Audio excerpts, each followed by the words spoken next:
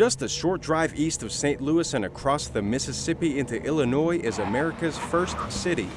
All that remains after centuries of desertion are the earthen hills that give Cahokia Mounds its name.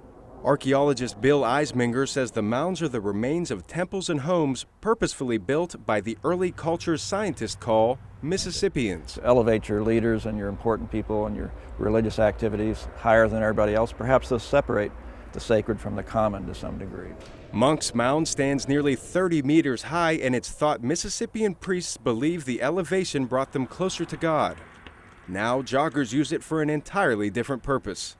Eisminger says the people here had traditional roles. Men probably hunted and women probably raised children, but he says everyone probably shoveled dirt. And part of that role was probably to help build these mounds. We don't think it was a slave type situation. Researchers know a lot about these people, but like many indigenous cultures, no one really knows how their story ended. Where they all went, we don't know. They probably scattered in all directions over time. By the mid-1300s, the site had been essentially abandoned. The Mississippians lived here for hundreds of years, but Eisminger may be Cahokia's second longest resident. He worked there as a graduate student and then got the chance to come back. I was at an archaeological conference and had talked to the guy who had been my supervisor when I was working here at Cahokia. And he said, "How would you like to work at Cahokia?" I said, twist my arm. So I've never thought about going anyplace else, and been here almost 40 years.